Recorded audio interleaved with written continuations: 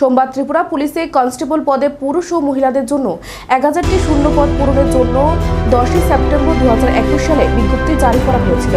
পরবর্তীতে করোনার কারণে শারীরিক পরীক্ষা 2022 পর্যন্ত বিলম্বিত হয়েছিল।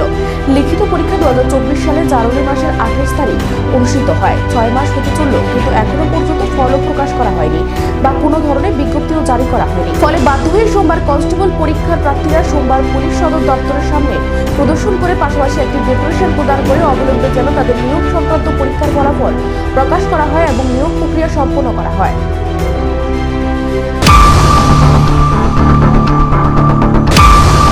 আজকে সমস্ত ত্রিপুরা পুলিশের ক্যান্ডিডেট ঠিক আছে, আমরা একলগ হয়েছি ডিজিপি স্যারের কাছে একটা ডেপুটেশন দিতেছি, যাতে আমরা যে ত্রিপুরা পুলিশের যে প্রসেসটা সিলেকশন প্রসেস এটা খুবই ধীরগতিতে চলতেছে। কারণ এটার যে প্রথম নোটিফিকেশন এটা 2021 সেপ্টেম্বর মাসে আসছে। প্রথমে 500 পোস্ট আসছিল, তারপরে এটারে বাড়াই এসিরা এটারে 1000 করা হয়েছে। 2021 সেপ্টেম্বর মাসে প্রথম নোটিফিকেশন আছে, ওখানে 2024 চলতেছে, 2024 জুন মাস চলতেছে, এখনো কোনো ইউই নেই।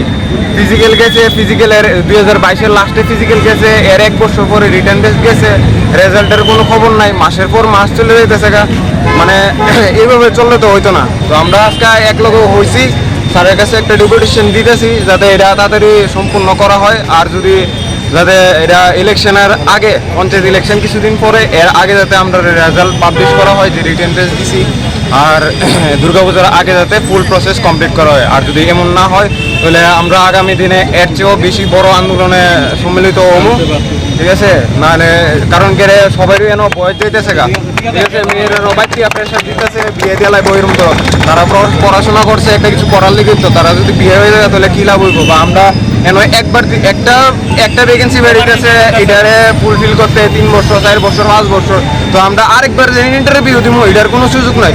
শুধু আমরা ত্রিপুরা পুলিশের যে এমন না, জেল পুলিশও সেম, ফায়ার সার্ভিসও সেম, জিআরবিটি গ্রুপ ডিও সেম। এরপরে 2019 লাস্ট টিএসআর আছে, অনেক 2024 চলে, টিএসআর কোনো পাত্রই নাই। এত দেরি হইলে কি হইব নি? আমরা বেকার দিককে আমরা কি আমরা যেমনি খুশি এমনি করবো, এমনি তো হইতো না। এই মন্ত্র যদি চলে তাহলে হয়তো না।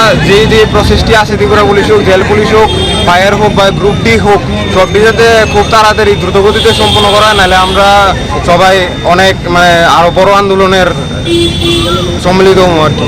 আচ্ছা, আপনারা কতজন ছিলেন টিকেছেন? আমরা ফিজিক্যালি টিকছি 6200 জন। কতটা পোস্ট ছিল? পোস্ট ছিল 1000, প্রথমে 500 ছিল, এটারে আপডেট করে সেটা 1000 করা হয়েছে। ঠিক আছে।